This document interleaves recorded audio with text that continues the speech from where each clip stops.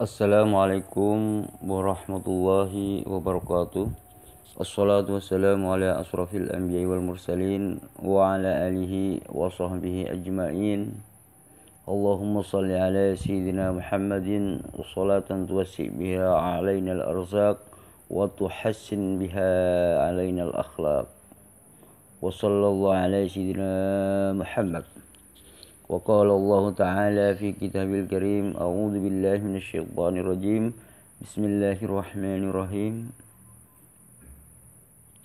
رب اشرح لي صدري ويسر لي أمري واحلل عقدة من لساني يفقهوا قولي أما بعد. Para sahabat-sahabat sekalian, kali ini saya Hasan Madura sedang ingin berdialog dengan seorang pendeta kawakan yang bernama Pendeta David Salim. Pendeta ini selalu bersikukuh dalam keadaan apapun manusia itu tidak boleh berbicara, atau walaupun sekalipun demi menyelamatkan apapun, dia itu mengatakan tidak boleh berkata sesuatu yang tidak sesuai dengan faktanya. Maksud saya begini, contoh, ketika misalkan ada seseorang yang ingin dibunuh, dan kemudian orang yang ingin membunuh itu datang kepada kita dan bertanya, mencari-cari dan bertanya kepada kita, Pak David, apakah Anda melihat si A ingin saya bunuh? Nah, dalam situasi seperti ini, posisi seperti ini, orang itu harus tetap jujur, harus tetap berkata apa adanya. Gitu menurut Pak David Salim. Maka Pak David Salim akan berkata, itu loh orangnya tuh loh, yang duduk di sebelah sana itu loh Pak, sembunyi itu loh Pak, gitu. Nah, itu kan berkata apa adanya, kan ini berkata jujur namanya, jujur. Maka sehingga orang yang ingin membunuh tadi dengan mudah menemukan orang yang sembunyi itu dan akhirnya membunuhnya, gitu loh. Nah, dalam situasi seperti ini, Pendeta David Salim selalu ingin jujur gitu. Kalau jujur, maka dia itu mengaku dan menunjukkan di mana tempat persembunyiannya orang yang ingin dibunuh tersebut. Tetapi kalau di dalam Islam tidak boleh menunjukkan seperti itu gitu. Artinya, misalkan ada orang yang membunuh seperti orang yang membunuh tadi, maka kita tidak boleh menunjukkan tempatnya. Maka kalau misalkan seandainya saya berkata begini, Pak, maaf saya tidak melihat. Nah, itu cukup gitu. Nah, ini kan seolah-olah ini tidak jujur. Kenapa? Karena saya melihat orang itu tetapi saya mengatakan tidak melihat. Ini kan tidak jujur. Nah, dalam situasi darurat seperti ini, hal seperti inilah gak apa-apa, Allah mengampuni gitu. Karena orang itu, jika saya jujur dalam situasi seperti itu, maka orang itulah yang mati gitu. Kalau saya jujur melancarkan rencana pembunuhan itu gitu loh. Tetapi jika saya tidak jujur dalam hal ini, maka saya menyelamatkan nyawa orang itu gitu loh. Disinilah solusinya. Di dalam Islam itu ada, tetapi di dalam Kristen gak ada seperti ini. Maka orang Kristen harus jujur dalam situasi mendesak pun, walaupun ada orang itu mati, harus jujur orang Kristen itu. Contoh, Pak David, mana ini si A akan saya bunuh? Itu mas, itu tuh duduk tuh. Nah, itu kan sama aja memudahkan orang itu membunuh orang gitu. Nah, menurut saya ini bukan jujur gitu, tetapi bolot gitu. Nah, bagaimana Anda memahami? Silakan tonton atau saksikan video ini. Jangan skip. Dukung terus channel ini. Selamat menyaksikan. Mas, jangan diulang-ulang terus ya. Saya katakan apapun alasannya, bohong itu tidak boleh diajarkan kepada umat. Dengar nggak sih? Apapun alasannya gitu loh. Jadi kamu jangan mengajukan sepertinya kalau nggak bohong, terus ada orang yang dibunuh dan segala macam. Kalau kamu percaya kepada Allah, ya minta hikmat kepada Allah gitu, tapi jangan bohong gitu loh. Kalau kamu mengajarkan bohong itu boleh, nanti umatnya jadi kacau balau, dengar nggak? Ini memang diajarkan sih di dalam iman sampean gitu loh. Makanya kamu bisa lihat ya, di negara-negara yang penduduknya muslim, aduh, itu kacau mas. Semuanya itu pasti ada pembenarannya. Ya karena ajaran begini, takiyah gitu loh. Mula-mulanya sih bagus menyembunyikan sesuatu dari para musuh, ya kan? Ya kelihatannya bagus. Ya kalau sampai nih kita ditanyain musuh, kita nggak mau ngaku, itu tidak dosa, enggak. Tapi jangan terus dikembangkan. Kalau begitu berbohong sepanjang itu untuk kebaikan, tidak apa-apa. Itu kacau mas, itu konyol. Saya kasih tahu, mana ada muslim yang lain nggak sih? Coba saya ngomong deh. Ini sudah mendarah daging loh dalam kehidupan kalian itu. Bohong kok boleh, nanti mencuri juga ada pembenarannya. Korupsi juga ada pembenarannya. Merampok ada pembenaran. Ini bisa berkembang ke situ. Tidak boleh gitu loh. Tegas aja, tidak boleh. Kalau kamu mengatakan dengan pembelaan macam-macam ya, oh karena nanti kalau saya nggak bohong, saya jujur, nanti orang itu dibunuh dong. Ya mendingan saya bohong, tapi orang itu selamat. Saya katakan ada Allah ya. Kalau kamu nggak ada Allah, buat apa dong kamu beribadah? Minta hikmat kepada Allah, gitu loh.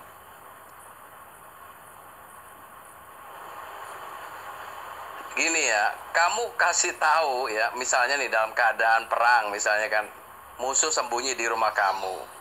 Terus kamu kasih tahu pun musuh itu ada di situ, kamu juga dibunuh, sama aja. Kamu pikir dengan kamu memberitahukan musuh itu ada di mana, kamu juga selamat? Belum tentu. Bisa juga kamu yang sudah memberitahukan di mana musuh itu sembunyi, kamu juga akan ikut dibunuh juga, gitu loh. Jadi jangan mengajarkan kebohongan lah ya, jangan. Nanti aja kalau sudah ada kejadiannya, kamu minta hikmat lah ya. Minta hikmat kepada Tuhan. Kamu kan orang beragama juga. Tuhan itu nih ya, kalau Tuhan yang benar ya, saya kan percaya kepada Allah yang benar, bukan, sorry ya, saya bukan Allah Muslim yang saya percaya, bukan. Allah yang benar itu Allah yang di zaman Musa itu loh, YHWH itu Allah yang benar. Allah yang benar itu sama sekali tidak ada toleransi terhadap kebohongan. Secuil dosa juga tidak bisa ada di situ. Kok ulang lagi gitu loh.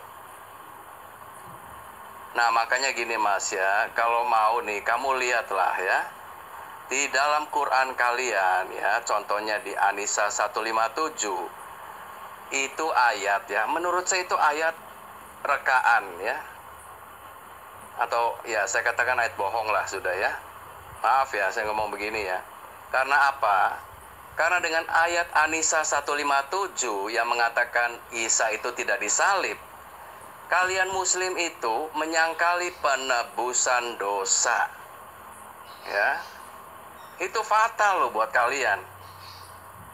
Ngerti nggak? Gara-gara ayat An-Nisa 157 yang saya katakan itu tidak benar itu. Itu tidak sesuai dengan kitab Injil. Itu tidak membenarkan kitab terdahulu. Kitab terdahulu mengatakan Yesus datang untuk menebus dosa. Kalau Yesus datang bukan untuk menebus dosa, dia tidak akan datang, dia tidak akan turun. Kenapa Tuhan harus turun ke bumi ini gitu loh? Pencipta itu turun ke bumi ini. Kenapa? Itu yang harus kalian pertanyakan ya.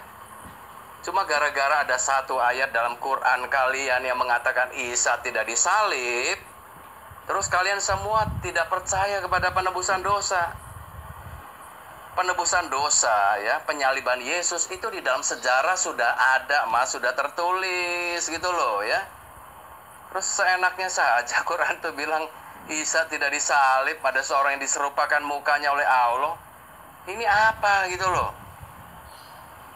Ya kita diskusi, ya terkadang kita baik-baik ya. Tapi saya katakan memang Quran kalian tuh banyak sekali isinya yang terus terang buat saya itu nyeleneh gitu loh. Tidak sesuai dengan kitab-kitab terdahulu.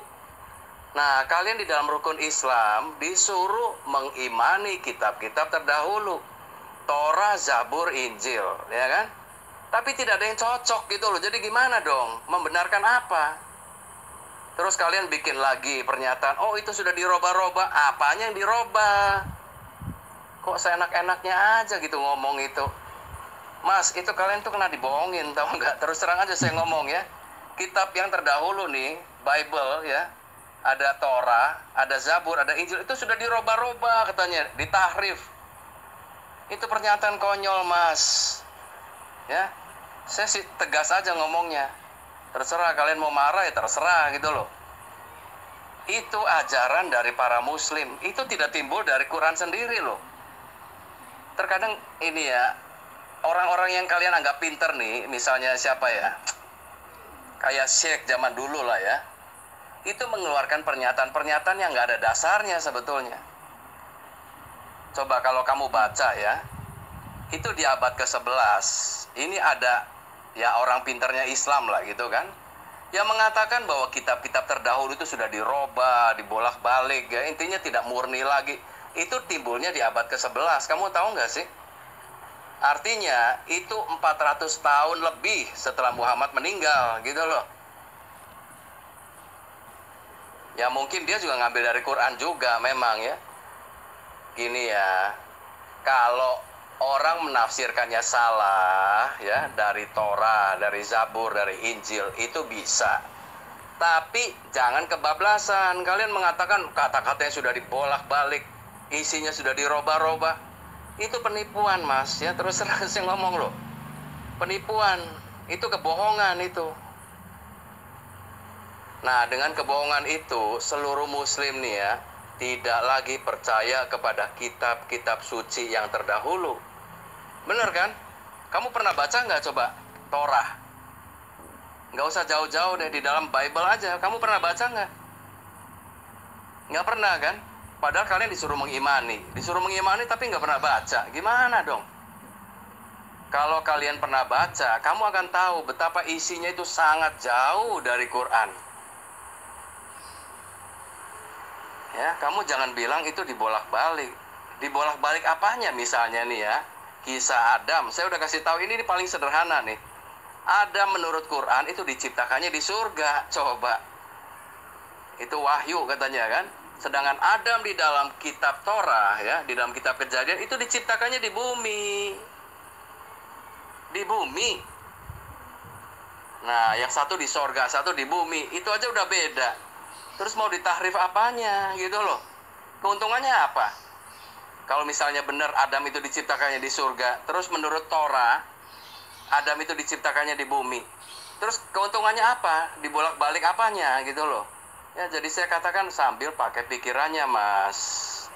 Nanti kamu akan ketemu kebenaran gitu loh. Kalau cuma kita berdebat, kamu bela-bela terus yang salah ya, ya terserah aja, nggak apa-apa juga sih. Namanya kamu juga nggak percaya kan? Silahkan gitu loh. Ya, gunanya kita diskusi dan debat itu begini, kita cari kebenaran sebelum kita mati gitu loh. Kalau udah mati ya, kamu juga udah masuk ke dunia akhirat, saya juga masuk ke dalam kekekalan, itu nggak ada gunanya lagi. Kita nggak usah debat lagi di akhirat, nggak ada perdebatan ya. Berdebatlah selama di bumi gitu loh. Itu saya izinkan kalau itu. Bukan saya ya, banyak orang mengizinkan lah. Muslim juga saat ini banyak itu yang mengatakan silakan nggak apa-apa. Ya, jangan terus nanti kalian merasa dihina dan segala macam. Ini kita diskusi, kita berdebat. Kamu berseberangan dengan saya kan? Iman kamu tidak sama dengan iman saya. Nggak apa-apa kita debatkan gitu loh. Kalau sudah di neraka atau di satu di surga, itu tidak ada perdebatan lagi, sudah selesai. Ya, silakan gitu loh. Ya, jadi saya mau katakan bahwa di dalam Quran kalian pun isinya itu tidak sesuai dengan kebenaran Injil ya. Apa yang tertulis di dalam Bible itu tidak sesuai dengan Quran kalian. Nah, terus kalian bilang mau diluruskan. Apa yang mau diluruskan? Sesuai juga enggak. Ngerti gak sih? Apa yang mau diluruskan gitu loh. Coba silakan, apa yang mau diluruskan oleh Islam itu terhadap kekristenan, terhadap Injil, terhadap Torah, terhadap Zabur? Apa yang mau diluruskan? Di satu pihak kamu disuruh membenarkan, meyakini bahwa kitab terdahulu itu benar dari wahyu Allah. Tapi di pihak lain, isinya berbeda. Nah, terus kalian bilang, kami Quran nih membenarkan kitab terdahulu. Maksudnya mau meluruskan gitu loh. Yang salah mau diluruskan. Apanya yang mau diluruskan? Apanya sih? Coba jawab. Soal kebohongan ya, saya sudah tegaskan, udah ya. Kamu jangan kasih contoh-contoh yang muskil gitu loh. Sepertinya contoh yang sulit ya. Kalau saya nggak bohong, orangnya mati gitu kan. Bohong dosa, tapi saya menyelamatkan orang yang mati, pahala. Jadi impas paling enggak ya kan. Bahkan gedean pahalanya, karena orang yang mau dibunuh jadi batal gitu kan. Itu jangan ya, saya katakan jangan diajarkan begitu. Kalau itu diajarkan ke jemaat, ke umat kalian nih muslim, nanti umat kalian tuh banyak bohongnya mas. Itu aja ya. Nanti di dalam perkara-perkara yang sepele pun, dalam kejadian sehari-hari aja, mereka terbiasa bohong. Bener, coba deh. Nanti mereka ada-ada aja gitu loh, cari pembenarannya. Itu sih nasihat saya. Kalau kalian mau teruskan, enggak apa-apa dong. Bohong itu sepanjang buat kebaikan, enggak dosa kok. Ya saya katakan kalau sudah begitu, korupsi tidak dosa gitu loh. Ya kenapa? Ya kalau saya enggak korupsi, karena kalau saya tidak mengambil duit rakyat, ya keluarga saya kan kurang dong. Istri saya nanti tiap hari mau beli mobil, beli TV aja nggak ada duit. Ya saya harus nyolong dong, nggak dosa itu. Nyolongnya atau korupsinya dosa. Tapi menyenangkan hati istrinya itu pahala. Dia bahagia kok. Bahagia dari nyolong duit rakyat. Gimana sampean itu? Ya, saya jadi katakan, muslim jangan lu sekali-kali ya mengajarkan taqiyah ini bahaya loh, bahaya. Ya, ini buat umat kalian sendiri kok. Kalau sampai kejadian itu terjadi, nasihat saya cuma satu. Mintalah hikmat, atau kalian bilangnya hidayah kan, dari Allah. Kan ada Allah.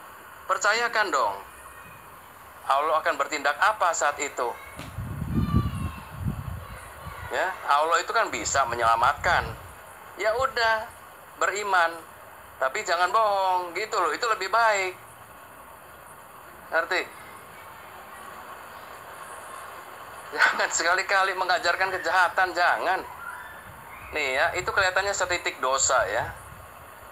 Tapi kalau setitik dosa itu dibiarin, ini akan semakin melebar, semakin melebar, semakin melebar. Nanti orang itu berbuat dosa yang lebih besar pun, dia sudah tidak merasakannya lagi, mas. Itu sifatnya orang berdosa itu seperti itu. Ngerti nggak? Kamu bilang berbuat dosa, ya bohong boleh, sepanjang orang yang mau dibunuh itu selamat. Oke, itu kelihatannya baik. Kalau kamu ajarkan itu ke umat, nanti lain kali dia ambil patokan itu gitu loh ya. Seperti yang saya tadi bilang, korupsi yang sebetulnya itu mencuri ya, yang bukan haknya dia makan, itu yang haram. Itu haram sebenarnya loh. Itu baik katanya.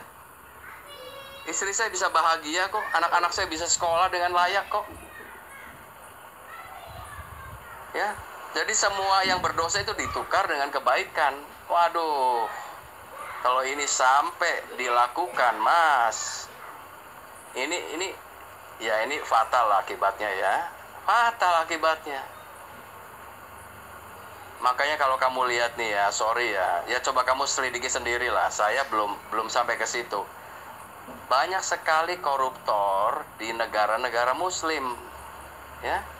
Ya walaupun korupsi itu memang dilakukan oleh semua negara mas ya, tapi karena di muslim itu ini ada pembenaran gitu loh. Ini bahaya loh. Korupsi itu memang kan jahat ya, kita akui sama-sama. Tapi jangan ada pikiran-pikiran lagi dari orangnya, sepanjang ada kebenarannya boleh dong saya lakukan gitu loh. Itu tidak boleh ya. Saya katakan udahlah ya, dusta atau bohong itu mau gedenya kecil, gede dan kecilnya tetap tidak boleh ya. apapun maksudnya, kelihatannya baik atau memang sudah pasti jahat, itu tetap tidak boleh, ya. Kamu percaya kan menyembah kepada Allah yang kudus kan? Atau enggak? Kalau saya percaya, saya menyembah kepada Allah yang Maha Kudus. Saya harus menjaga hidup saya supaya saya bisa sama atau bersesuaian dengan karakternya Allah itu. Nah, nanti kalau dihadapkan dengan situasi yang sulit, ya saya minta hikmat lah ya, minta hidayah. Tuhan gimana nih? Saya nggak mau bohong Tuhan. Tapi kalau saya nggak bohong, ini kejadiannya ini bakal parah nih menurut saya gitu kan. Itu kan menurut pikiran kita, ya kan? Coba menurut Tuhan gimana? Biasakan bertanya gitu loh. Biasakan bertanya. Nanti hidup kamu itu akan semakin benar, semakin benar, semakin benar. Kalau hidup kamu benar, keluarga kamu juga benar. Kalau keluarga semua muslim benar, negaranya juga maju. Gitu loh Mas, ya. Ngerti ya? Jadi jangan setitik dosa itu selalu ada pembelaannya. Ini nanti nggak karu-karuan, semua ada pembelaannya. Nah, kalau semua ada pembelaannya, nanti di pengadilan juga tidak usah ada hakim. Kita jadi hakimnya gitu. Saya melakukan ini karena ada kebenarannya kok. Wah, kacau deh ya. Ya, jadi saya katakan bohong itu janganlah diajarkan ke umat, jangan. Lebih baik kalian katakan, kalau dalam situasi yang sulit seperti itu, mintalah hidayah kepada Allah. Selesai, itu aja Mas. Nanti muslimnya akan jadi lebih baik deh, percaya saya ya. Ajaran Kristen bukannya tidak memberikan solusi ya, tapi ajaran Kristen tidak pernah memberikan solusi dalam bentuk bohong. Itu tidak boleh ya, karena kita percaya adanya Allah, kita percaya adanya Tuhan. Kalau Tuhan itu Maha Kudus, Dia tidak mungkin membenarkan kebohongan. Apapun bentuknya, tidak ada kebohongan itu kebaikan. Saya nggak pernah diajarkan begitu. Diam bukan berarti berbuat dosa gitu loh. Itu kan tafsirnya sampean aja. Ya pokoknya saya tidak mengatakan, sudah selesai. Ya. Gimana sih diam kok berbuat dosa? Diam berarti saya tidak mau menjawab. Udah itu aja. Dan yang paling penting, saya katakan sekali lagi, berdoa ya. Minta hikmat. Ada hidayah dari Allah. Kalau Allahnya Maha Kudus, Allah tidak akan membenarkan hal-hal bohong. Bohong itu dari setan Mas ya. Kok kalian setuju sih? Bohong itu dari Allah apa dari setan? Kamu tahu kan dari setan kan? Setan tuh bohong loh, suka nipu. Makanya kalau kalian percaya kepada bohong itu baik, waduh, berat lah itu ya. Nanti kacau Mas, ini nanti bisa ngerembet, saya kasih tahu nih. Saya katakan ini nanti bisa macam-macam ya. Ini bisa apa ya, jadi seperti kayak bergulir terus gitu loh. Nanti bahkan membunuh, itu juga bisa jadi pahala. Itu ada di Quran kalian, membunuh kafir ya kan. Itu pahala. Aduh, gimana sih? Ya kafirnya kafir yang mana? Tapi kalau Allah tidak perintahkan, jangan sembarangan loh keluarin ayat-ayat itu loh. Saya sih nggak percaya bahwa Quran sampean itu ayatnya dari wahyu Allah itu ya, yang katanya suruh membunuh kafir. Aduh. Janganlah ya. Membunuh itu juga, ya memang Allah bisa membunuh, betul ya. Betul bisa. Tapi jangan sembarangan kita keluarkan wahyu ya, ataupun kita manas-manasin orang supaya kita itu akhirnya menggerakkan massa untuk membunuh orang. Ini celaka lah kalian bener-bener loh. Saya ngomong terus terang aja. Orang yang terbunuhnya nggak apa-apa ya, kalau dia adalah orang yang percaya kepada Yesus ya, terus terang aja saya ngomong. Kalian bunuh nih, masuk surga orang itu. Kaliannya masuk neraka gitu loh. Makanya jangan sembarangan keluarin ayat-ayat itu gitu loh. Nah itu bermula dari ajaran-ajaran yang ya bohong itu nggak apa-apa itu. Bohong nggak apa-apa ya, nipu tidak apa-apa, membunuh tidak apa-apa, salah juga tidak apa-apa. Tinggal dicari ada pembenarannya nggak gitu loh. Oh ada pembenarannya, ya udah nggak apa-apa. Itulah jalan pikiran manusia berdosa itu begitu mas. Kalau sekali kita diizinkan nih untuk melakukan dosa yang sedikit aja, nanti itu berkembang gitu loh. Makanya jangan disebut Kristen tidak memberi solusi. Kristen tidak memberikan izin untuk orang itu melakukan dosa. Jadi jangan kalian sembarangan muslim ya. Katanya udah percaya Yesus boleh berzina, boleh makan yang gak haram dan segala macam gitu kan. Ada bagian tertentu memang seperti makanan ya, kita bebas gitu loh. Karena manusia itu benar apa salah bukan dari makanan. Nah, coba ceklah, kamu juga nggak makan babi misalnya kan. Apakah hidup kamu lebih baik dari orang yang tidak makan babi? Dari orang yang makan babi? Coba cek. Jadi jangan suka ngalamin sendiri gara-gara nggak makan babi terus hidupnya lebih benar. Gimana itu? Ngerti ya? Ini memang pembicaraan kita ini bisa meluas kemana-mana. Jangan dong. Orang dibenarkan itu bukan karena hal yang makan babi, tidak makan babi. Kalau zaman dulu sebelum Yesus datang, ini sorry ya, saya agak berkembang dikit nih. Kalau zaman dulu sebelum Yesus datang, orang itu memang tidak boleh makan babi. Karena babi itu haram. Kenapa haram? Karena ada sifat dari babi itu yang tidak boleh ditiru oleh manusia, gitu loh. Nah, setelah Yesus datang ya, Yesus itu adalah kebenaran, bukan gara-gara makan babinya. Zaman dulu itu pengingatnya, ya itu babi itu. Jangan kamu jadikan makanan yang tidak boleh itu menjadi pemuas kita, gitu loh. Tapi setelah Yesus datang, Yesus adalah kebenaran. Apa yang dilakukan Yesus, itulah yang kamu ikuti. Nah terus kamu ngerembetnya lagi, oh Yesus disunat, kalian tidak disunat. Aduh, yang enggak-enggak aja gitu loh. Jangan melakukan dosa, intinya itu. Nih ya, kamu nggak ngerti apa-apa sih emang muslim ya. Boleh nggak saya jelasin sunat? Apa nanti aja lah ya, udah ini dulu deh. Nanti kita akan jelaskan soal sunat, makan babi ya. Sholat harus begini, begitu, gerakannya mesti sujud, segala itu, aduh, kalau sudah dalam Yesus mas ya, kita itu beribadah kepada Tuhan yang benar itu tidak harus pakai cara-cara gitu loh. Jadi mesti nengok kepalanya ke kiri, tekuk dulu lututnya ya. Nanti harus sekian menit ngomong apa, ya aduh, itu tuh ritual mati, ya kalau di dalam kekristenan tuh begitu. Semuanya itu ya keluar dari hati mas ya. Kalau kita jongkok, kita toleh ke kiri, tangan menunjuk ke atas, kalau hati kita itu nggak benar, buat apa gitu loh. Dan terutama lagi, apakah yang kamu sembah itu Allah yang sejati apa bukan, itu yang paling penting dong gitu loh. Makanya di dalam diskusi ya, kamu jangan marah ya, silakan buktikan. Karena Allah itu mas nih ya, Allah itu ada Allah yang benar dan Allah yang tidak benar. Hati-hati, saya udah ngomong berkali-kali. Ya, jadi bukan soal kebohongan aja, ini banyak macam. Muslim kalian harus tahu gitu loh. Ya, coba sampai di sini dulu deh.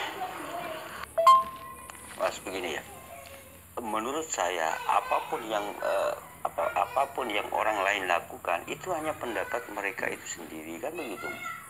Contoh misalkan ada orang yang mengebom gereja kan begitu ya, dia itu tidak baik menurut saya gitu. Dia itu tidak baik. Karena apa? Karena orang yang ada di gereja itu tidak berusaha untuk memerangi kita gitu. Maka wajib dilindungi, kan begitu. Kita ini sebagai umat Islam itu wajib melindungi mereka gitu. Kecuali begini, mereka itu memang mau mengancam atau mau memerangi kita, maka kita inilah wajib melawan gitu loh. siapapun orangnya, kalau sudah mengancam orang lain itu tidak baik gitu loh Mas. Itu menurut ajaran Islam kan begitu Mas. Itu tanggapan saya. Terus Anda mengatakan, Mas, jangan diulang-ulang, berbohong. Mas, Anda mengatakan begini Mas ya, berbohong yang kita bahas, yang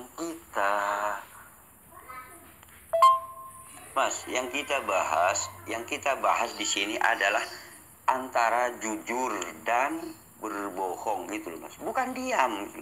Saya sudah katakan berulang-ulang kepada Anda, apakah harus berbohong atau jujur gitu. Anda mengatakan, oh diam aja, kita itu berdoa aja gitu. Itu bukan masuk pada ranah pembicaraan kita gitu loh Mas. Kalau masalah diam itu paling cerdas umat Islam gitu loh Mas. Ya diem gitu loh. Itu tahu persis umat Islam bagaimana caranya gitu. Tetapi kalau misalkan dalam situasi apakah kita harus jujur atau berbohong, artinya bukan diam gitu loh Mas. Artinya kamu itu harus bilang gitu, harus mengatakan apakah Anda harus jujur atau berbohong gitu loh. Anda selalu mengatakan, oh diam aja Mas, minta hikmat. Itu bukan masuk pada ranah pembicaraan kita gitu loh. Masa gitu aja Anda gak paham-paham Mas? Gitu loh. Artinya begini loh Mas. Misalkan ada orang itu bersembunyi, minta tolong kepada Anda bersembunyi gitu loh. Karena apa? Karena ingin dibunuh. Kemudian si pembunuh ini mendatangi Anda gitu. Dan si pembunuh ini bertanya, Pak David, apakah ada si A? Nah, dalam situasi ini nih Anda haruskah berbohong atau jujur? Hanya dua pilihan ini loh Mas. Kalau misalkan, saya ini berdoa dulu ya, itu bukan masuk pada ranah apa yang kita bahas gitu loh Mas. Masa itu aja? Makanya saya katakan Kristen itu di dalam ajaran Kristen tidak punya solusi seperti ini gitu.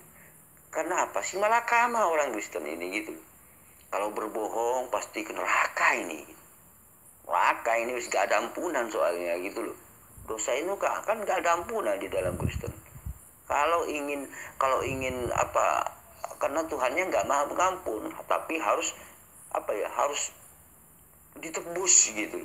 Siapa yang menebus? Yesus. Artinya Tuhannya harus dibunuh gitu. Kalau ingin dosa itu dihapus gitu, kan begitu. Nah ini sebenarnya bukan solusi gitu loh Mas. Dalam situasi darurat seperti itu, kita itu harus menjawab gitu loh Mas. Dalam situasi, kalau di dalam Islam itu kan Tuhan itu maha pengampun gitu loh Mas. Artinya kalau Anda ingin menyelamatkan orang yang sembunyi agar tidak menjadi pembunuhan, agar tidak terjadi pembunuhan, maka Anda berbohonglah. Misalkan, oh Mas, maaf ya, saya nggak melihat gitu loh. Maka dia itu akan pergi kan begitu Mas. Kenapa? Karena Anda sudah berbohong mengatakan tidak melihat orang itu gitu loh Mas. Dalam situasi darurat seperti itu gitu. Nah, kalau di dalam ajaran Kristen misalkan, dalam situasi apapun harus jujur. Maka kalau harus jujur, Anda harus mengatakan begini. Misalkan ada orang yang ingin membunuh tadi ya, ingin membunuh orang yang ingin dibunuh sembunyi di rumah Anda. Terus kemudian si pembunuh ini datang, Pak David, lihat si A gitu loh. Maka Anda kan dituntun harus jujur. Maka Anda kalau harus jujur, nggak boleh berbohong. Anda harus mengatakan, Mas, gini, itu loh Mas orangnya tuh di sebelah lemari itu gitu. Nah itu kan ranah pembahasan kita ini kan apakah harus jujur atau bohong gitu loh. Bukan bukan lari atau bukan diam atau bukan doa atau bukan minta hikmah apa segala macam, bukan. Yang kita bahas di sini adalah masalah jujur dan berbohong gitu. Kalau Anda memaksakan jujur dalam situasi ini, Andalah penyebab kematian orang itu gitu loh Mas. Anda juga dosa besar gitu loh Mas. Karena apa? Karena Anda membiarkan orang itu membunuh di depan Anda sendiri gitu, tidak menghalang-halangi gitu. Anda ini pembunuh juga, ikut andil gitu. Malah Anda melancarkan pembunuhan itu gitu loh Mas. berkat Anda jujur dalam situasi seperti itu. Kan begitu, Mas. Masa itu aja gak paham-paham, Mas. Padahal saya berulang-ulang menjelaskan tentang bagaimana di dalam Islam yang bohong dibolehkan. Ya dalam situasi seperti itulah bohong itu diperbolehkan gitu loh. Dan Anda mengatakan, oh kalau dalam situasi darurat itu boleh bohong, berarti nanti merambat kemana-mana, bisa korupsi, bisa bisa mencuri gitu dengan alasan tertentu, Mas. Anda ini sebenarnya ya apa ya? Gak bisa membedakan antara bohong dan mencuri, mengambil gitu loh. Anda ini gak bisa membedakan. Mencuri itu, korupsi itu bukan bohong, Mas. Itu mencuri namanya, Mas. Mencuri itu bukan bohong gitu loh. Masa, aduh mas. Ya apa pemikiran Anda ini? Kalau mencuri itu bukan berbohong, Mas. Misalkan, orang mencuri. Dia itu bukan berbohong tapi mencuri gitu loh, Mas. Masa antara mencuri dan berbohong Anda gak bisa membedakan, Mas. Aduh, Anda ini parah gitu loh, Mas. Parah gitu loh. Parah. Misalkan gini, orang itu kalau misalkan dalam situasi darurat seperti tadi, dia itu gak apa-apa diperbolehkan berbohong. Anda mengatakan, dia itu akan merembet kemana-mana. Mas, di dalam Islam itu sudah ada batasan-batasannya gitu. Mana yang boleh berbohong gitu. Nah, boleh berbohong di sini adalah dalam situasi darurat. Jika orang itu sembunyi di rumah Anda dan si pembunuh itu datang, yang mau membunuh itu datang, maka untuk melindungi orang yang minta tolong kepada Anda ini, Anda harus menjawab dengan jangan jujur gitu loh, Mas. Artinya, maaf Mas, gak ada orang di sini. Harus gitu loh, Mas. Itu kan bohong. Kalau misalkan diem, gitu, misalkan pura-pura bisu, itu bukan ranah pembicaraan kita gitu loh, Mas. Itu artinya apa? Ya, kalau orang bisu tidak bohong, tidak jujur gitu loh, Mas. Yang dibahas di sini adalah apakah kita harus jujur atau berbohong gitu loh, Mas. Artinya Anda ini hanya dua pilihan gitu loh, Mas. Dan Anda selalu mengatakan, itu hikmat, Mas, minta hikmat. Sudah saya katakan, itu bukan pembahasan kita. Yang kita bahas itu adalah kita itu harus jujur atau berbohong gitu loh, Mas. Anda ini kan sudah dewasa, sudah tua, Mas. Masa gak ngerti kalimat seperti itu aja, Mas? Gitu loh. Masa saya harus menjelaskan berulang-ulang gitu. Nah, ini bukti bahwa di dalam ajaran Kristen itu tidak punya solusi gitu loh, Mas. Tidak punya solusi dalam hal ini gitu loh. Sama ketika Maria, kenapa Maria ini tidak jadi dirajam? Di dalam Kristen itu juga tidak ada solusi gitu loh, Mas. Semua solusi itu hanya ada di dalam ajaran Islam gitu loh, Mas.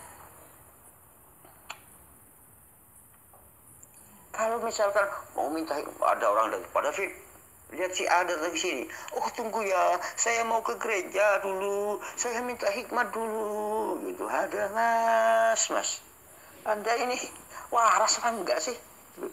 Soal pembicaraan kita yang dari kemarin itu kan sudah jelas.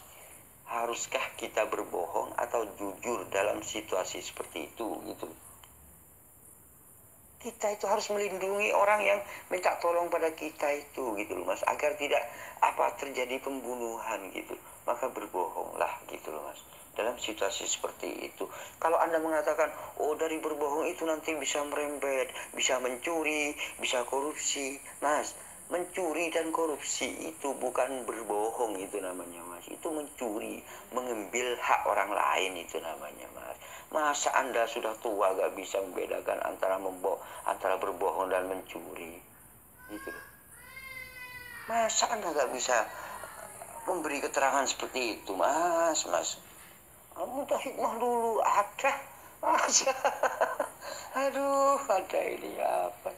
Sudah saya jelaskan bolak-balik, haruskah kita berbohong atau jujur dalam situasi yang mendesak seperti itu gitu. Kalau jujur, orang itu akan dibunuh gitu loh, Mas, mati gitu loh, Mas. Anda ini sebenarnya cuman nggak punya solusi gitu loh Mas. Makanya jawaban Anda itu mencela-menceli gitu, ngalor ngidul gitu loh Mas. Mencela-menceli ngalor ngidul gitu. Kenapa? Karena Anda nggak punya solusi gitu. Padahal itu Anda mengatakan, oh itu situasi yang sulit, itu situasi yang muskil. Kenapa harus memberi contoh-contoh yang sulit-sulit gitu, Mas? Di dalam Islam hal-hal yang sulit itulah yang diberikan diberikan solusi gitu loh Mas. Kalau hal-hal yang mudah ngapain gitu loh Mas. Ngapain? Makanya hal-hal yang sesuatu yang sulit itulah yang diberikan solusi di dalam ajaran Islam gitu loh. Sehingga apa? Umat Islam itu tahu kalau begini, oh berarti boleh berbohong. Apa? Karena orang ini bisa selamat. Gitu Mas. Maka Allah mengampuni kebohongan kita itu diampuni oleh Allah. Karena apa? Karena kita berada di dalam posisi yang sangat-sangat darurat seperti itu gitu Mas. Karena kita ingin menyelamatkan orang yang minta tolong agar tidak terjadi pembunuhan, maka kita itu harus berbohong gitu. Nah, itu dosa yang berbohong itu diampuni oleh Allah dan diberikan sebuah pahala gitu loh Mas. Karena kita sudah menyelamatkan orang itu gitu loh. Diampuni oleh Allah. Karena di dalam Islam Tuhan itu maha pengampun, bukan maha menebus dengan nyawa, bukan Mas. Kalau maha menebus itu kan bukan masih ada imbalannya Mas gitu loh. Imbalannya itu harus nyawa Tuhan yang waduh, berapa nyawa Tuhan yang akan dibunuh sama Anda Mas gitu. Berapa nyawa Tuhan lagi yang akan Anda bunuh gitu. Sedangkan dosa ini gak henti-henti mulai dari dulu sampai hari kiamat gitu loh Mas. Karena Tuhan itu maha pengampun di dalam ajaran Islam, maka siapapun yang berdosa bertobatlah langsung gitu, maka Allah akan mengampuni dosa Anda gitu loh Mas. Itu indah di dalam Islam gitu loh Mas. Bukan kalau melakukan dosa harus membunuh Tuhan harus dijadikan tumbal gitu. Aduh Mas, bukan itu gitu loh Mas. Mas, Anda menyinggung masalah An-Nisa apa segala macam saat ayat 157. Nah, Mas gini lah. Kalau masalah atau diserupakan, Anda mengatakan, oh itu padahal itu disalib gitu. Disalib. Sedangkan Bible sendiri itu rancu gitu loh Mas. Itu meragukan gitu loh Mas.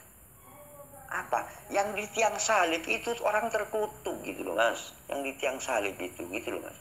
Artinya bukan Yesus gitu. Masa Anda katakan Yesus itu terkutuk gitu. Orang terkutuk Yesus itu. Terkutuklah yang di tiang salib. Gitu. Kalau memang Bible itu adalah firman Tuhan, kalau kitab suci Anda ini firman Tuhan, maka yang di atap salib itu adalah orang yang dikutuk oleh Tuhan gitu loh Mas. Terkutuklah yang di tiang salib. Tuhan yang mengutuk. Kalau Tuhan yang mengutuk pada orang yang di atas salib, berarti apa? Berarti orang yang di atas salib itu bukanlah orang baik, tetapi orang jahat gitu loh Mas. Karena terkutuklah yang di tiang salib. Nah, kalau Anda percaya Bible sebagai firman Tuhan, artinya Tuhan yang mengutuk orang yang disalib itu gitu loh. Apakah Tuhan Anda memang orang terkutuk? Apakah Anda menuhankan orang terkutuk itu gitu? Nah, ini bukan main-main loh ya, bukan siapa yang mengutuk. Ini Tuhan Anda, karena apa? Firman Tuhan yang mengutuk. Dari zaman dulu, kalau Tuhan sampai mengutuk seseorang, berarti orang itu jahat gitu loh. Contoh, kaumnya Nabi Musa yang membangkang itu dikutuk sama Tuhan gitu loh Mas. Dikutuk sama Tuhan karena apa? Orang yang dikutuk itu berarti orang jahat gitu. Nah, yang di tiang salib ini juga dikutuk gitu loh Mas. Terkutuklah yang di tiang salib. Kalau Anda percaya Bible ini sebagai firman Tuhan, maka orang yang di tiang salib itu dikutuk oleh Tuhan. Orang terkutuk. Masa orang terkutuk Anda Tuhan kan gitu. Jadi kaum Nabi Musa itu kan banyak yang dikutuk Tuhan gitu loh. Yang dikutuk oleh Tuhan itu banyak. Yang jahat-jahat, yang membangkang-bangkang itu dikutuk oleh Tuhan zaman Nabi Musa gitu loh. Apakah Anda mau menuhankan orang yang dikutuk Tuhan ketika zaman Nabi Musa begitu. Nah, ketika zaman Bible, Tuhan ini juga mengutuk orang yang di atas salib gitu. Kenapa Anda menuhankan orang yang dikutuk Tuhan gitu? Sudah jelas kalau Tuhan itu mengutuk dia, berarti dia itu orang jahat gitu loh. Dan Anda menuhankan orang yang jahat itu gitu loh. Bukan Yesus sebenarnya, dia itu meragukan gitu loh di dalam kalau baca Alkitab itu loh. Ini masa Tuhannya terkutuk gitu lah gitu loh mas. Yang terkutuk dituhankan sampean mas. Tuhan lagi yang, bukan manusia yang mengutuk loh, bukan raja, bukan saya yang mengutuk. Kalau saya yang mengutuk mungkin dia itu bisa baik, bisa jahat kan begitu. Soalnya saya kan nggak tahu baik atau tidaknya, itu hanya berdasarkan dari luar saja. Tetapi kalau sudah Tuhan yang mengutuk, dia itu pasti jahat gitu loh. Soalnya dikutuk sama Tuhan sudah gitu loh. Yang disalib, terkutuklah yang di tiang salib. Nah, kalau Anda percaya Bible sebagai firman, sebagai wahyu, maka Tuhanlah yang mengutuk orang yang di atas salib itu. Artinya Tuhan Anda ini menuhankan orang yang terkutuk itu, gitu loh. Orang yang jahat itu yang Anda tuhankan gitu loh mas. Mas, Anda mengatakan, oh Yesus datang untuk menembus dosa, mas. Dosa itu bukan ditebus mas, dosa itu diampuni. Kayak pegadaian aja sampean itu menebus segala gitu. Memangnya menebus ke siapa gitu? Kayak ibarat gini, saya mau menebus sepeda motor saya di Pegadaian gitu. Saya itu datang ke Pegadaian gitu menebus sepeda motor gitu. Jadi pihak Pegadaian itu berarti lebih tinggi kedudukannya, lebih kuasa daripada saya yang menebus, kan begitu mas. Namanya saya juga jadi penebus, ya lebih kuasa Pegadaian itu kan begitu. Nah, kalau Yesus menebus ke siapa gitu? Datang ke dunia ini siapa yang diberi, yang transaksi sama Yesus ini siapa gitu? Apakah Tuhan menebusnya kepada iblis atau kepada manusia? Oh, iblis ini saya mau menebus gitu. Oh, manusia, Romawi, saya mau menebus. Ini ya tebusannya, nanti dosa, tapi dosa jangan disandra lu ya. Gitu. Masa seperti itu mas? Aduh mas, kacau kalau menebus itu. Tuhan itu bukan menebus mas, Tuhan itu mengampuni dosa orang yang sudah bertobat gitu. Dosa itu, ayah tidak menanggung dosa orang tua, tidak menanggung dosa anak juga tidak menanggung dosa orang tua. Artinya tidak ada dosa waris itu mas. Itu hanya asumsi, hanya mimpi, angan-angan aja sebenarnya. Gak ada gitu loh mas. Karena di dalam Alkitab Anda juga disebutkan gitu, anak tidak menanggung dosa orang tua gitu loh. Artinya Anda ini juga menanggung dosa Adam ya Adam gitu mas. Anaknya ya anaknya, terus gitu loh mas. Kalau Anda merasa ini, ada gara-gara Adam saya punya banyak dosa titisan. Alah mas. Aduh. Akhirnya apa? Oh Tuhan mati akhirnya. Jadi korban. Aduh. Itu ajaran yang menyimpang itu mas. Menyimpang itu sebenarnya itu. Tuhan itu maha pengampun. Segala sesuatu orang yang punya dosa, dia itulah yang minta ampunan. Dia itu juga yang harus bertobat gitu loh. Itu yang seharusnya Anda ketahui gitu loh. Mas, Anda mengatakan, umat Islam itu kan dituntut untuk percaya kepada kitab-kitab terdahulu. Tapi kenapa umat Islam ini tidak percaya kepada Bible, mas? Saya memang tidak percaya kepada Bible itu, mas. Karena apa? Karena setelah saya baca di situ, bukan ajaran Yesus itu cuma asumsi atau cuma karangan orang-orang lain, orang-orang luar aja gitu loh. Paulus di penjara, ada di Bible. Ini contohnya yaitu. Loh, kalau hal-hal seperti itu saya percaya itu bukti bahwa kitab Bible itu bukanlah Injil yang di waktu Yesus itu, bukan gitu. Karena apa? Karena di situ banyak sejarahnya Paulus. Padahal Paulus dan Yesus itu gak pernah bertemu gitu. Paulus itu bukanlah rasul daripada Yesus gitu. Paulus ini sebenarnya si penyesat, si pembantai itu gitu. Dengan cara kasar ini Paulus ini ingin menyesatkan pengikut Yesus itu dari awal-awal. Nah, setelah Yesus tiada, baru Paulus ini merubah namanya gitu loh, Mas. Merubah namanya, pura bertemu Yesus gitu loh. Dan dia itu merubah namanya. Nah, parahnya lagi, Paulus ini memakai nama Yesus untuk menyesatkan gitu loh, Mas. Dan Anda ini korban dari penyesatan itu gitu loh, Mas. Korban Anda ini. Itulah yang disebut dengan Yohanes serigala yang berbulu domba. Dia itu hanya memakai namaku, kata Yesus, memakai namaku untuk menyesatkan gitu. Sebenarnya sudah diberitahu, diinformasikan oleh Yesus itu akan kejadian yang akan terjadi. Makanya muridnya disuruh hati-hati sama Yesus. Hati-hatilah gitu loh. Muridnya ini diperingatin agar supaya hati-hati gitu loh. Kalau datang si penyesat itu gitu loh, dia itu akan memakai namaku, kata Yesus. Muridnya, kalau muridnya Yesus disuruh hati-hati, ya seharusnya Anda paham gitu loh, Mas.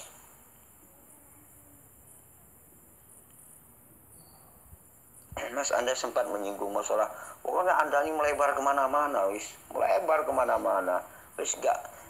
pokoknya wis asal nyerocos saja gitu loh, nggak fokus pada apa yang kita bicarakan gitu. Anda juga sempat mengatakan di situ Adam diciptakan di bumi. Mas, saya sudah katakan bolak-balik, di bumi mana Adam itu diciptakan gitu. Tanda-tandanya sampai sekarang pun tidak ada gitu. Hanya ketika menemukan dua sungai, ya dikira itu. Yang dua mana? Hilang gitu. Aduh, sekarang ini sungainya tinggal dua gitu. Ada. Itu pembenaran itu, Mas, pembenaran gitu. Nggak ada. Padahal di situ di tempat Adam diciptakan itu ada di pintu gerbangnya itu artinya ada bola api pedang yang menyala-nyala gitu. Siap menyambar siapapun yang datang ke Taman Eden itu gitu loh, Mas. Ada bola api gitu loh, Mas. Dan itu di timur bumi gitu loh, Mas. Kalau di timurnya bumi, di mana, Mas? Di Irak. Irak itu timurnya bumi. Ada, Mas. Dan segala jenis tumbuh-tumbuhan ada di Taman Eden itu. Dan segala jenis buah-buahan ada di Taman Eden itu. Memangnya di Irak ada tumbuh-tumbuhan? Itu semua asumsi, Mas. Gak tepat. Jadi yang sebenarnya yang sinkron dengan apa yang dikatakan di dalam kitab itu adalah sama dengan dengan apa yang diyakini umat Islam. Kalau dalam umat Islam kan disebut di surga, kan begitu, Mas. Nah, di surga ini ada segala macam buah-buahan itu ada di surga gitu loh, Mas. Terus kemudian surga ini surga ini adalah sebelum masuk ke surga ini ada api di sini gitu loh, Mas. Orang ini kalau mau masuk ke surga ini harus melalui api itu gitu loh, Mas. Itu ada di dalam ajaran Islam gitu loh. Nah, kalau di dalam Bible misalkan orang yang akan ke Eden, ke Taman Eden itu misalkan ada bola api yang menyala-nyala, yang menyambar-nyambar, ada pedang api yang menyala-nyala, menyambar-nyambar, maka itu membuktikan di situ kalau kita ingin masuk ke Eden itu di situ harus melalui api tersebut, pedang api yang menyala-nyala itu gitu loh, Mas. Harus itu sinkron sebenarnya dengan ajaran Islam gitu loh. Itu kalau surga itu, kalau Eden itu disebut di dalam Islam adalah Aden. Itu ada kemiripan nama. Aden itu adalah sebuah surga. Surga itu ada taman gitu, taman-taman surga gitu loh. Eden itu. Dan segala macam buah-buahan ada di surga itu, surga Adenin itu gitu loh, Mas. Dan sebelum surga itu, kalau mau masuk ke surga itu ada api menyala-nyala yang menjaga surga itu, yang membatasi antara surga itu gitu loh. Artinya kalau kita misalkan mau ke surga, kita ini memang harus melalui api itu gitu loh. Sama dengan apa yang tertera di dalam Kejadian itu sebenarnya gitu. Kalau Anda mengatakan Adam itu diciptakan di bumi mana gitu loh Mas? Yang ada api menjaga Taman Eden itu di mana gitu. Kemudian ada sungai-sungai 4, itu di mana? Anda pasti berasumsi, sekarang tinggal 2 gitu. Memang nggak ada sungai di situ Mas gitu. Cuman 2 memang gitu. Cuman diasumsikan, sekarang ini sudah tertutup, tinggal 2 aja gitu. Terus tempatnya pun nggak ada. Terus tumbuh-tumbuhan di Taman Eden itu segala jenis tumbuh-tumbuhan itu nggak ada gitu loh Mas. Di Irak itu gersang gitu loh Mas. Nggak ini loh Mas. Aduh Mas. Itu semua asumsi Anda gitu loh. Karena apa? Karena ya berangkat dari salah penafsiran tadi gitu loh. Karena nggak tahu kalau Eden itu di surga, maka setelah dikatakan ya di bumi gitu. Padahal kalau saya baca itu Eden itu, Taman Eden itu di timurnya bumi gitu loh Mas. Kalau di timurnya bumi, emangnya Irak itu di timurnya bumi? Ya di barat itu Mas. Irak itu kalau dari sini kan gitu Mas. Aduh Mas.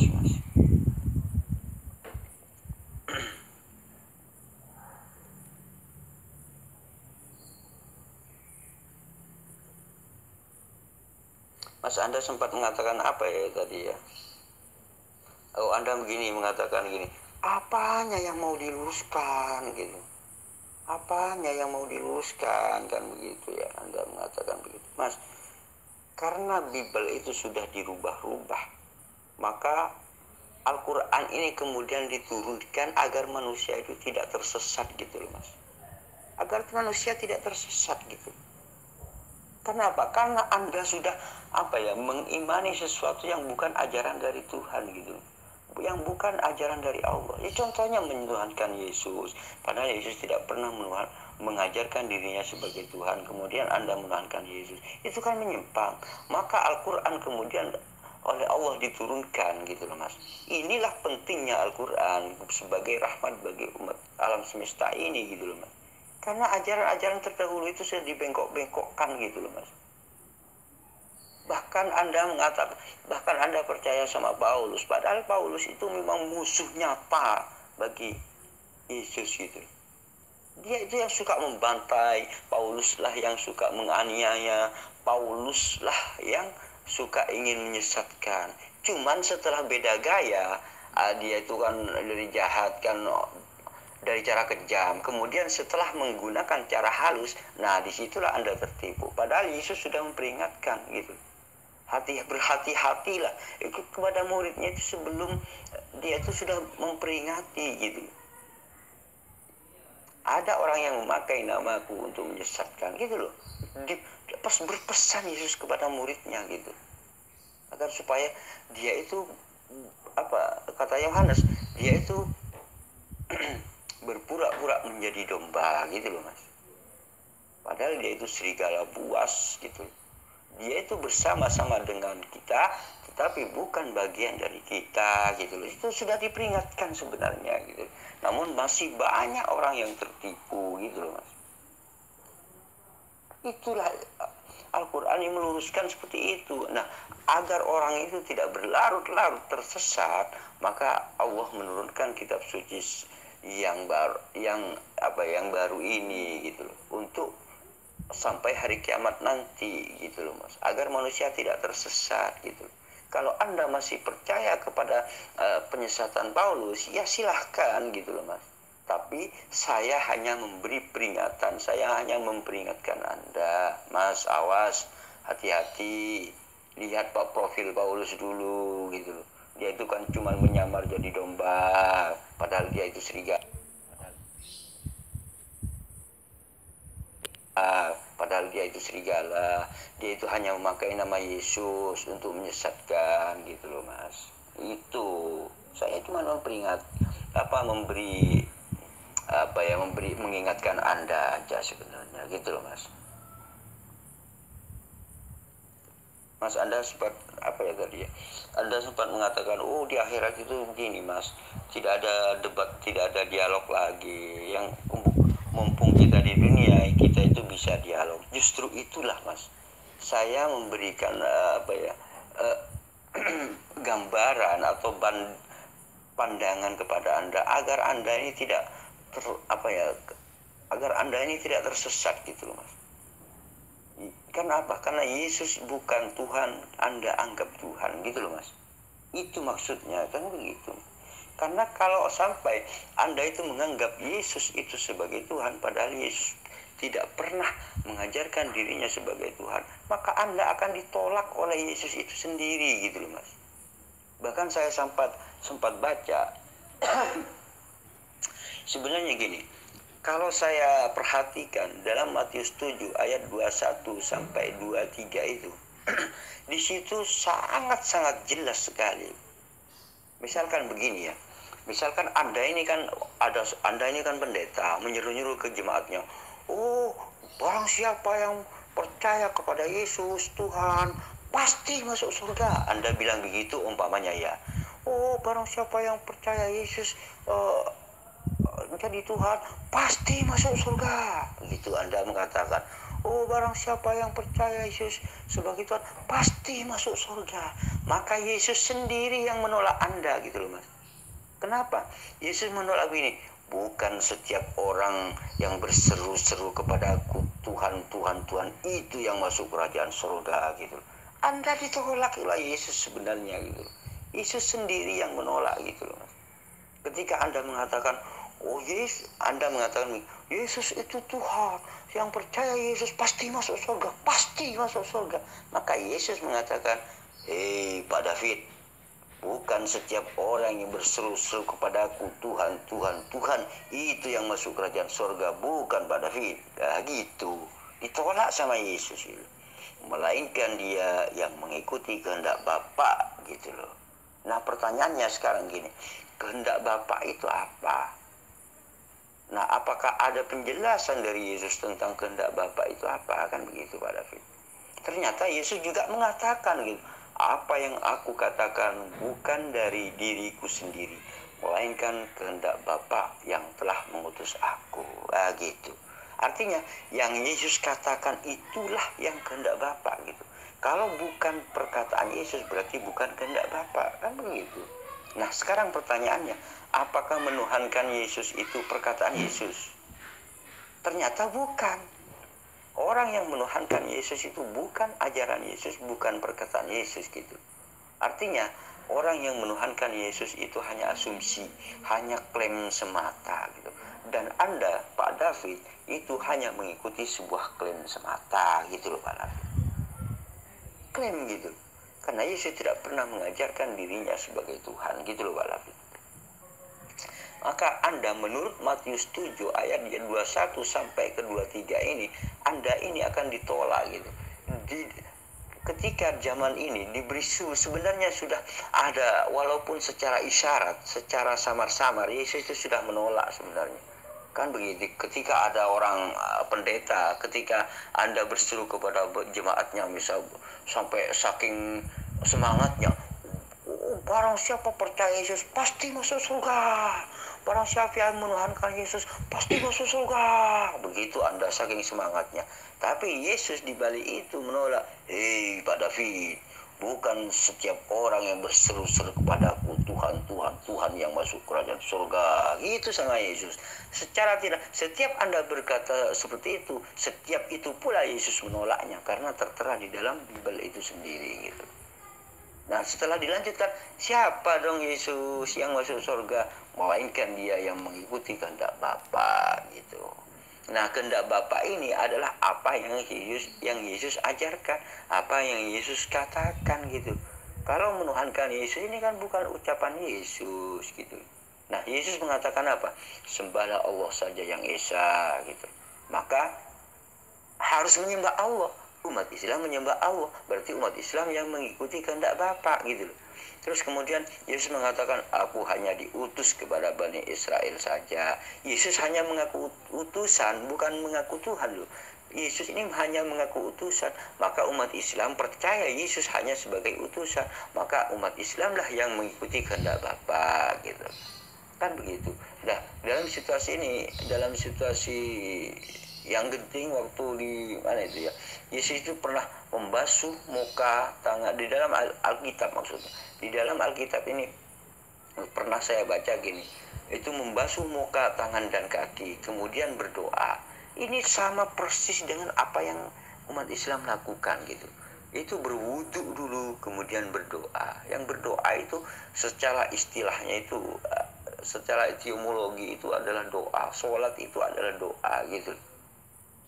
Maka artinya Yesus itu berwudu dulu kemudian bersolat gitu.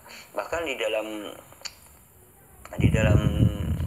Bible itu ada orang membuat rumah bertingkap-tingkap, dia itu menghadap Yerusalem, dia itu bersujud menghadap ke Yerusalem ini selama 3 kali dalam sehari semalam gitu.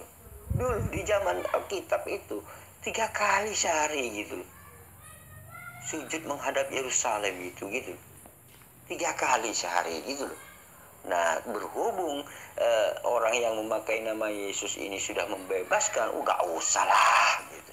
Gak usah ikut Yesus, itu kuno. Apa yang Yesus kerjakan itu kuno, itu orang Yahudi itu, jangan. Gitu. Itu sih ya mengacaukan ajaran Yesus sebenarnya, cuman memakai selain nama dirinya itu dirubah, kemudian itu memakai nama Yesus untuk menyesatkan sesuai gambaran di dalam Yohanes tersebut, kan begitu. Makanya sekarang ini, itu zaman Yahudi, sekarang ini bebas. Halah, bebas katanya. Aduh,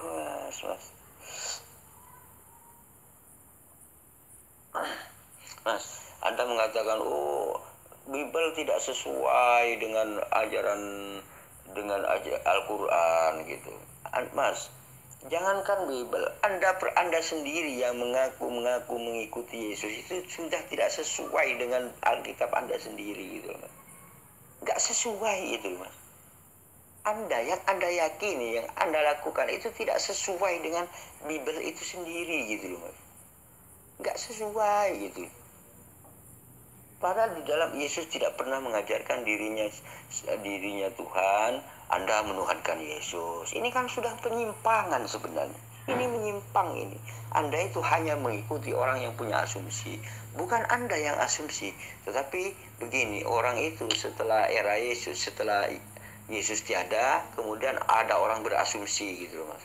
Kemudian asumsinya itu digabung-gabung dengan cerita-cerita Yesus. Nah, sekarang ini Anda ini mengikuti sebuah asumsi yang dikelola oleh orang itu gitu loh, Mas. Itu seperti itu gitu loh. Mas, Anda sempat begini, jangan memberikan contoh yang sulit gitu loh.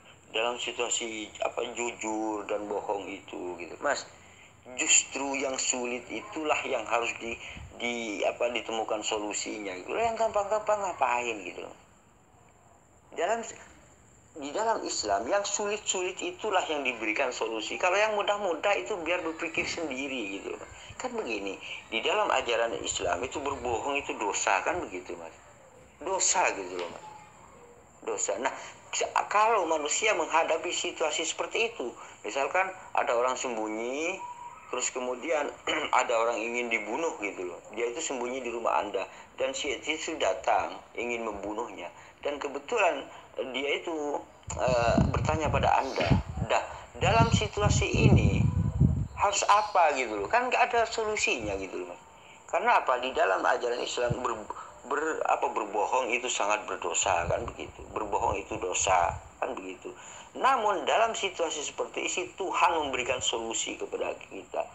Kalau menghadapi situasi seperti itu Anda berbohong, maka nggak apa-apa, dosamu diampuni gitu loh. Bahkan karena apa? Karena Anda menyelamatkan nyawa orang yang ini. Jika Anda jujur dalam situasi seperti itu, maka orang itu mati gitu loh. sama aja Anda menyebabkan menjadi penyebab dari pembunuhan itu gitu loh Mas. Ada solusinya kalau dalam Islam. Allah itu memberikan solusi kepada umat Islam dalam situasi takut manusia. Ini Allah Maha tahu pasti ada orang yang mengalami situasi seperti itu kan. Karena Allah tahu memberikan solusi lebih dulu gitu loh Mas. Karena Allah Maha tahu apa yang akan dialami oleh manusia, maka Allah memberikan solusi duluan gitu loh Mas. Ingat, kalau menghadapi seperti itu, maka ini solusinya gitu. Kalau di dalam Kristen kan nggak punya solusi, pokoknya jujur dan bohong gitu. Kalau nggak boleh bilang harus jujur. Nah, kalau jujur, ya Anda penyebab kematiannya. Anda itu sama aja membantu membunuh gitu Mas, gitu loh. Soalnya apa orang ketika bertanya, kan Anda harus jujur.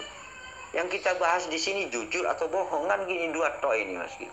Kalau diam kita nggak membahas orang bisu loh ya. Saya bukan membahas orang bisu. Yang saya bahas adalah antara jujur dan bohong gitu loh. Kan begitu. Maka kalau di dalam Anda tidak punya solusi, Anda, kalau tuh nanti ini harus jujur.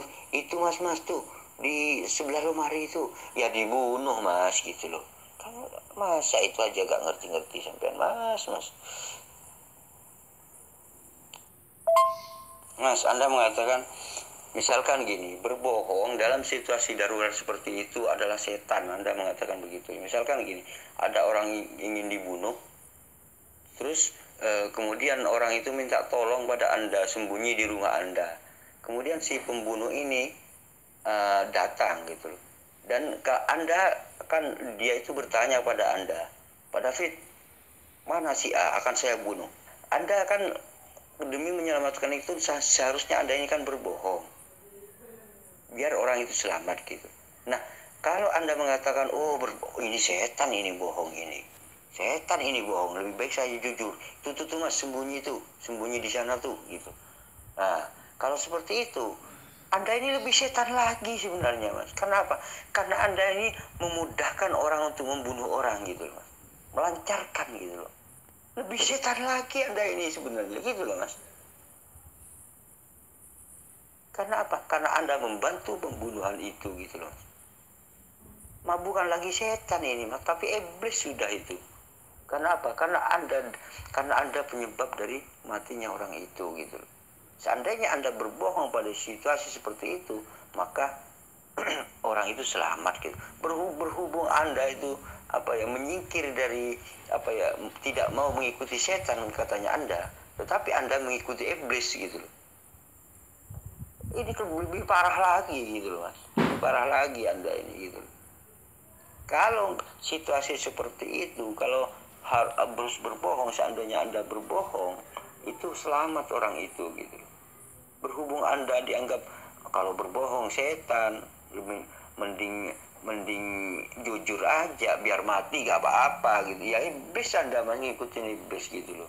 Itu yang perlu Anda ketahui gitu loh.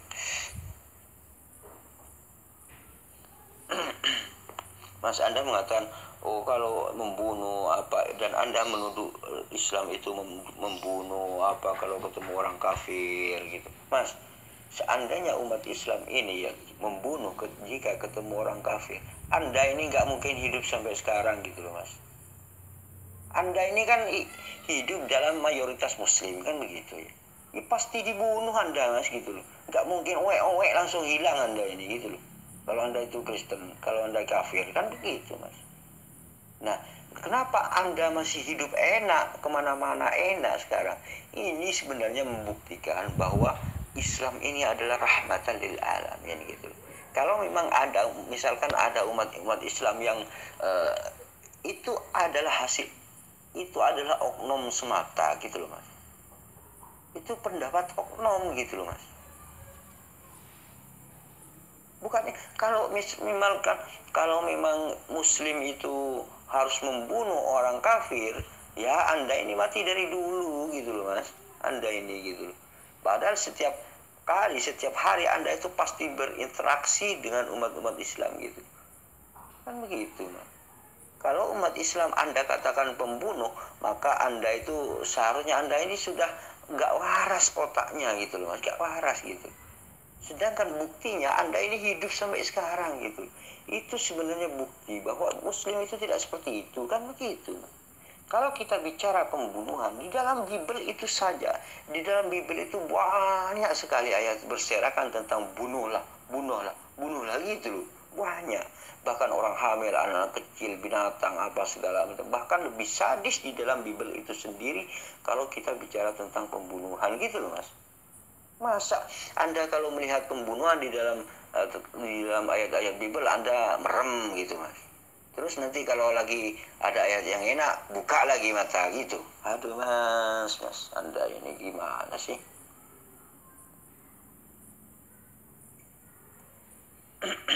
Mas, Anda mengatakan, oh bukan makan babi itu, kan?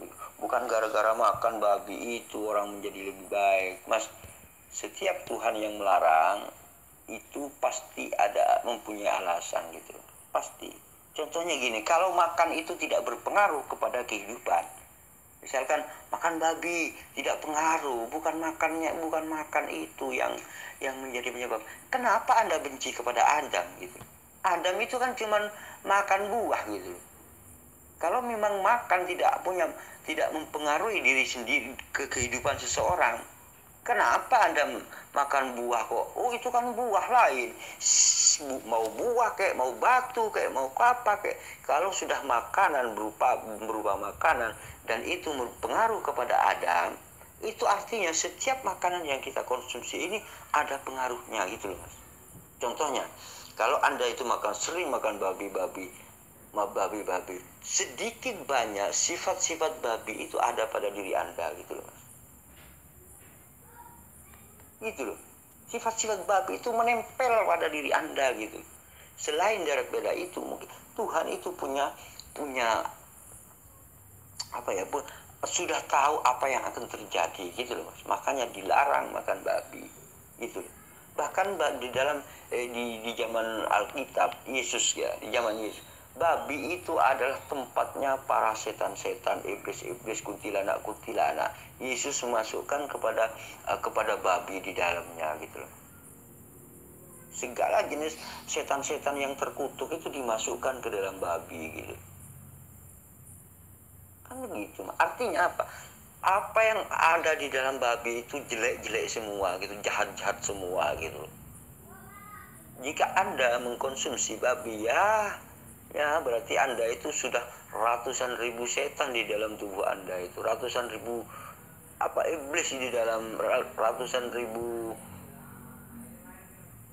kuntilanak di dalam diri Anda itu gitu. Karena apa? Karena Yesus ini sebenarnya kan isyarat ini sebenarnya. Yesus memasukkan segala jenis iblis, segala jenis demit, segala jenis ke dalam babi. Ini sebenarnya isyarat bahwa babi itu tidak boleh dikonsumsi gitu loh. Terus kemudian di dalam Bible itu sendiri sebenarnya ada larangan makan babi gitu loh. Makan babi itu dilarang gitu, nggak boleh makan babi gitu. Yang mengatakan wah bukan makan itu yang ini yang menjadi pengaruh itu, kalau bukan makan itu kan yang penting hatinya baik. Mas, apa yang kita perbuat itu menandakan bahwa hatinya itu tidak baik gitu loh, Mas. Kalau Anda mengatakan berbuat jahat tapi mengatakan hatinya baik, itu Anda cuman asumsi gitu. Justru itu orang yang meninggalkan larangan Tuhan itulah yang baik gitu loh, Mas. Itu menandakan bahwa hatinya baik. Kalau sudah sembrono, rakus, apa segala macam perbuatannya, itu menunjukkan hatinya itu tidak baik gitu loh. Anda yang penting jangan mengatakan, oh yang penting hatinya baik. Alah, Mas, itu asumsi. Contoh, babi itu dilarang, kan begitu ya. Kemudian Anda langgar, itu menunjukkan hati Anda itu sudah tidak baik karena melanggar perintah Tuhan gitu loh, Mas. Kan itu. Nah, kembali lagi, kalau memang makan itu tidak berpengaruh kepada kehidupan kita, kalau makan itu tidak ada pengaruhnya, kenapa Adam diusir gitu? Padahal hanya buah gitu. Buah itu dilarang dimakan kan begitu sama Tuhan kan begitu. Buah itu dilarang dimakan, wis terserah, wis apa, buah apa kayak buah terserah, pokoknya buah itu jangan kamu makan gitu. Ternyata apa, Adam melanggar gitu, sehingga apa, berpengaruh kepada dirinya Adam itu sendiri, kan begitu. Nah, sama babi itu dilarang, jangan dikonsumsi, kan begitu. Sedikit banyak pasti berpengaruh kepada orang yang mengkonsumsi babi ya. Entah dia itu, kan babi itu suka apa ya, suka homo, entah dia itu suka homo, entah itu dia itu suka apa ya, suka pokoknya seperti babi lah, apa gitu, seperti babi itu apa gitu loh. Sifat-sifat babi itu seperti apa ya, seperti itu. Bahkan babi itu adalah dimasukkan segala jenis setan, segala jenis demit itu dimasukkan ke dalam babi itu. Itu artinya bahwa babi itu kotor, jorok, dan tidak boleh dikonsumsi gitu. Itu sebenarnya isyarat bagi kita. Yang terkandung di dalam babi itu ya seperti itu, kata setan-setan itu gitu loh. Dan dikonsumsi oleh Anda. Ya Anda itu setan-setannya masuk Anda gitu loh, Mas.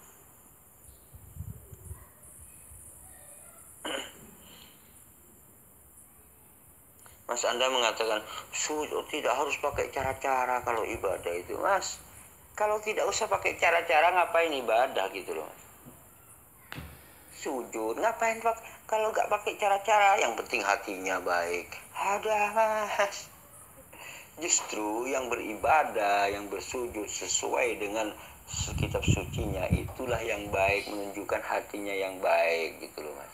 Kalau sudah melanggar perintah Tuhan, itu menunjukkan bahwa hatinya itu tidak baik gitu loh, Mas. Nah, sekarang begini, inti daripada dialog kita itu sebenarnya kan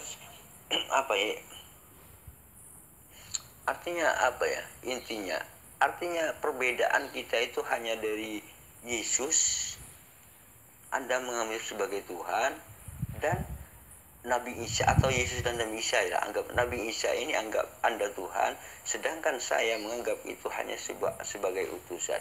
Yesus ini hanya sebagai utusan dan Anda menganggap sebagai Tuhan, kan begitu.